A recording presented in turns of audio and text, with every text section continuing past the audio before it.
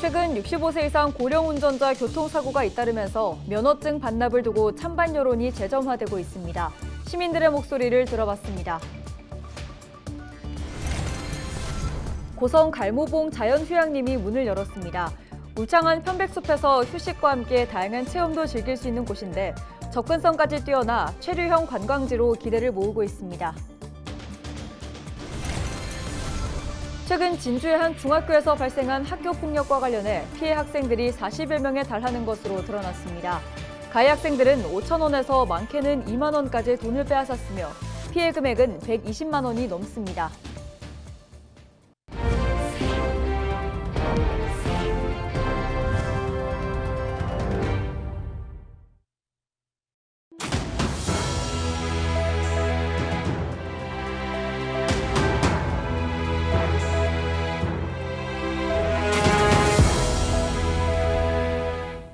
시청자 여러분 안녕하십니까? 헬로티비 경남뉴스입니다. 지난 1일 서울 시청역 인근에서 일어난 교통사고로 13명의 사상자가 발생했습니다. 현재 사고 원인을 놓고 수사가 진행되고 있는 가운데 당시 운전자가 68세로 알려지면서 고령 운전자 면허증 반납 여론이 재점화되고 있는데요. 전주현 기자가 시민들의 의견을 들어봤습니다. 지난해 경남 지역에서 발생한 교통사고 중 만 65세 이상 운전자 사고는 2,473건, 이 중 76명이 숨지고 3,400여 명이 다쳤습니다. 최근 3년간 경남 지역 교통사고 건수를 보면 2021년 1,800여 건에서 2023년 2,400여 건으로 약 600건 증가했습니다. 고령 운전자 증가로 인한 교통사고 위험이 높아지면서 시민들 사이에서도 고령 운전자 면허증 반납을 놓고 의견이 팽팽합니다. 찬성하는 시민들은 고령 운전자들의 신체적 능력 저하와 반응 속도 둔화를 지적하며 면허증 자진 반납으로 자신과 타인의 안전을 지키는 것이 중요하다고 말합니다. 자기가 이제 나이가 연세가 65세 이상 넘어가지고 생계에 얼마만큼 그 푸대지 따졌을 때 있을 수 있느냐 이거죠. 근데 그걸 사고를 하면 나무로 인해 가지고 그 생계가 오히려 더 망가지잖아요. 근데 그건 당연히 제 생각에는 제 입장에서 봐서는 그 반납을 해야 되지 않나. 저도 반납했거든요.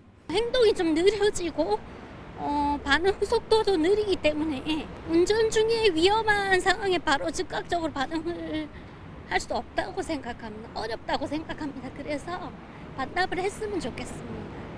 하지만 반대의 목소리도 있습니다.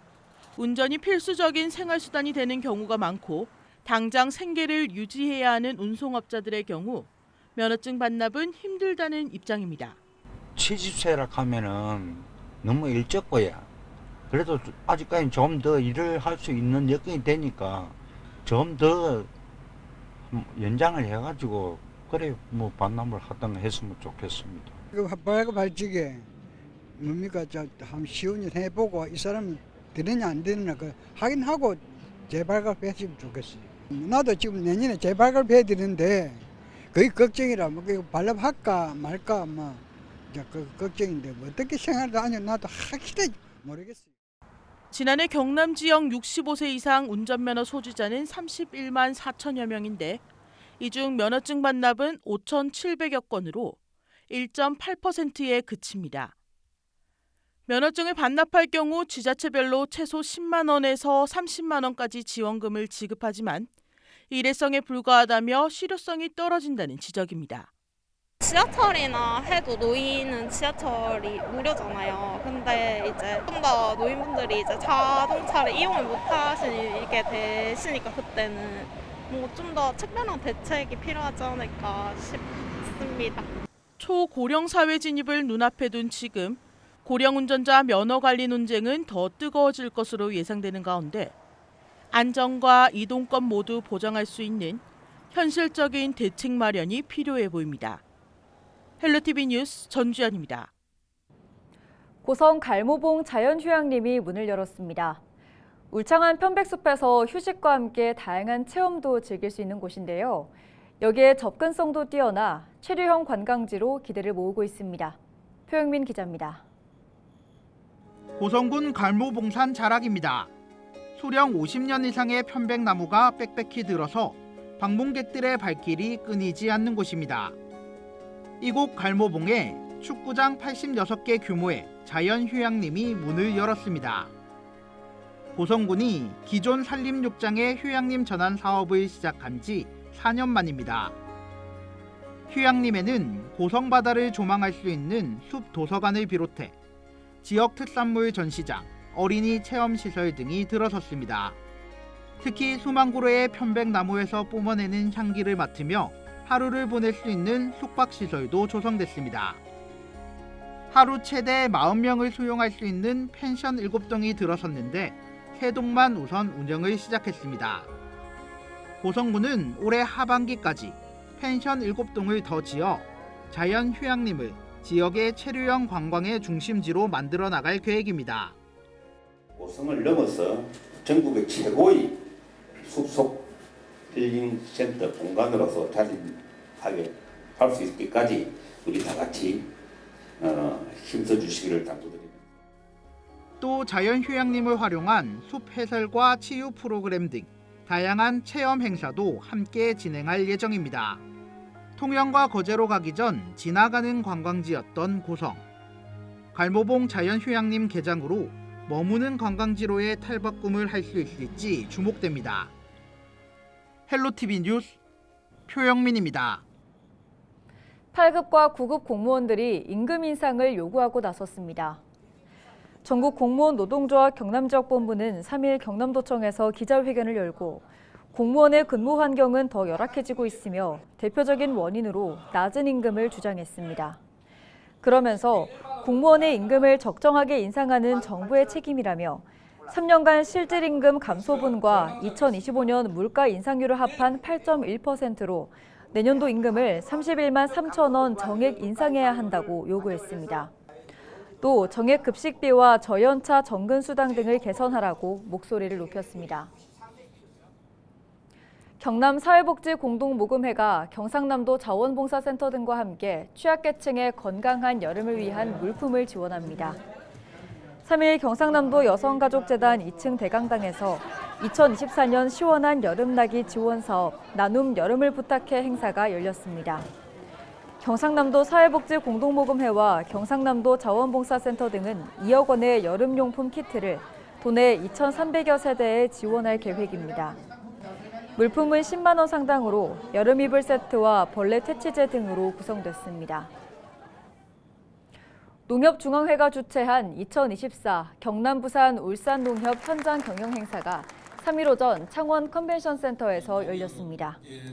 이 자리에서 강호동 농협중앙회장과 경남, 부산, 울산 농협조합장, 박한수 경남도지사는 지역 농업과 농촌의 발전 방향을 공유했습니다. 이날 농협중앙회는 경남도에 1억 원 상당의 쌀을 기부했습니다. 이 쌀은 경남사회복지공동모금회를 통해 도내 소외계층 아이들에게 전달될 예정입니다. 최근 진주의 한 중학교에서 발생한 학교 폭력과 관련해 피해 학생들이 40여 명에 달하는 것으로 드러났습니다. 경상남도 교육청은 3일 해당 사건의 전수조사 결과를 발표했습니다. 진주 모 중학교 2학년 A군 등 4명은 지난 3월부터 최근까지 같은 학교 1학년 후배 22명, 동급생 8명, 다른 학교 학생들까지 모두 41명을 협박하고 돈을 빼앗은 것으로 밝혀졌습니다. 가해 학생들은 5천 원에서 많게는 2만 원까지 돈을 빼앗았으며 피해 금액은 120만 원이 넘습니다. 또 일부는 피해 학생을 상대로 성적 수치심을 느끼는 행동까지 강요한 것으로 알려졌습니다. 처벌 수위는 학교폭력대책심의위원회에서 결정합니다. 경남도 교육청은 피해 학생과 보호자의 심리 상담, 치료 지원과 재발 방지를 위해 최선의 노력을 다하고 있다고 밝혔습니다.